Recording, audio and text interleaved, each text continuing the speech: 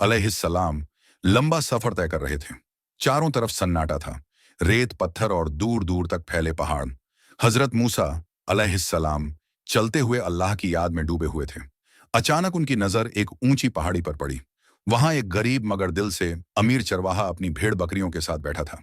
सूरज ढल रहा था, ठंडी हवा चल रही थी, और वो चरवाहा आसमान की तरफ देखकर बिल्कुल मासूम अंदाज में अल्लाह से बातें कर रहा था। वो कह रहा था, ऐ मेरे अल्लाह, तू अगर मेरे पास होता तो मैं तुझे अपने हाथों से दूध पिलाता, तेरे पैरों को धोता, तेरे कपड़े साफ करता, रात को तुझे सुलाता और दिन में तेरी हिफाजत करता। उसकी आवाज में कोई इल्म नहीं था, कोई बड़ी किताबों की भाषा नहीं थी, बस सच्चा प्यार और मोहब्बत थी। हजरत मूसा अलैहिस्सलाम ये सब सुनकर ठहर गए।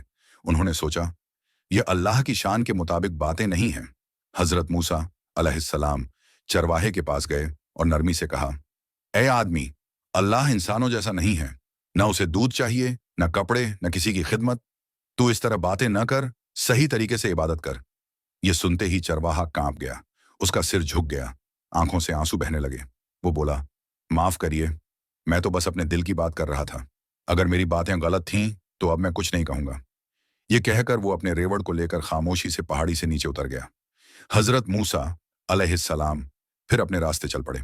लेकिन थोड़ी देर बाद वही अल्लाह जिसने मूसा अलैहिस्सलाम को पैगंबर बनाया, वही अल्लाह उनसे हम कलाम हुआ। अल्लाह ताला ने फरमाया, ऐ मूसा, तुम मेरे पास इल्म लेकर आए हो, मगर तुमने मेरे बंदे को मुझसे दूर कर दिया। मैंने उसे उसके अल्फाज पर नहीं, उसके दिल पर कबूल किया था। यह सुनकर हजरत मूसा अलैहिस्सलाम की आंखें भर आईं। अल्लाह ने फरमाया, मैं लफ्ज नहीं देखता, मैं दिल देखता हूं। उसकी जबान सादी थी, मगर मोहब्बत सच्ची थी।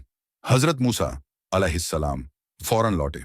वो उस चरवाहे को ढूंढने लगे, पहाड़, मैदान, रास्ते, हर जगह। आखिरकार वो चरवाहा मिल गया। हजरत मूसा अलैहिस्सलाम ने उससे कहा, ए अल्लाह के प्यारे बंदे, मुझे माफ कर दो। तू जिस तरह अल्लाह से बात करता है वही तेरी सबसे बड़ी इबादत है। तू अपने अल्फाज मत बदल, बस अपना दिल सच्चा रख। चरवाहे की आंखों में फिर से रोशनी आ गई। उसने आसमान की तरफ देखा और मुस्कुरा दिया। पहाड़, हवा और फिजा फिर